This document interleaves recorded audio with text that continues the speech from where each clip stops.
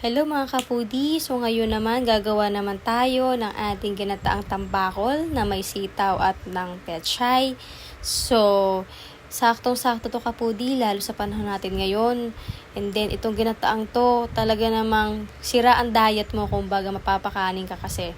And then ito yung ating mga sangkap at tambakol, bawang sibuyas luya, siling haba, meron din tayo sitaw. Siyempre yung ating gata, una at pangalawang gata.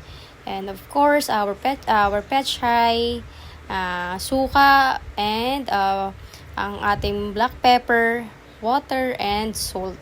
So dito mga kapudi, gagawin lang natin is pakukulan natin siya. So yan, inayos ko lang muna ang pagkakasalansan ng isda para hindi durog pagka tinanggal natin siya kasi maayos yung pagkakalagay natin. So lalagay na rin natin yung mga ingredients natin dyan na bawang sibuyas luya.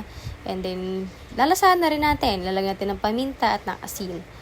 So, after 5 to 10 minutes siya mga kapudi, ay pwede na natin ilagay yung ating pangalawang gata. So, ayan.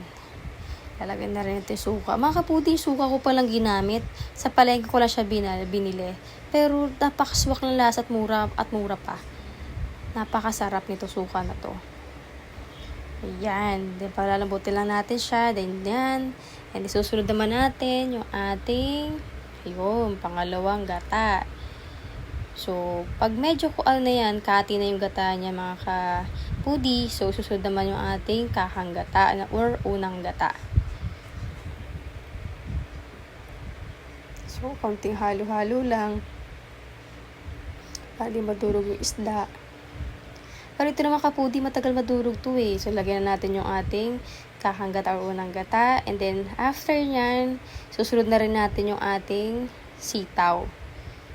And then, pag medyo malambot na yung ating sitaw, yun pala kapudi, half cook lang ako magluto ng gulay.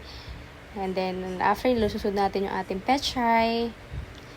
Yan, para lang mag-blend yung ating gata.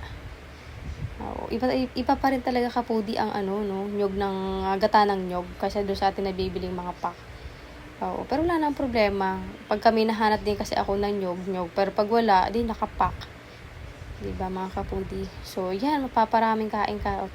O siya kapudi, hanggang sa susunod, kain tayo.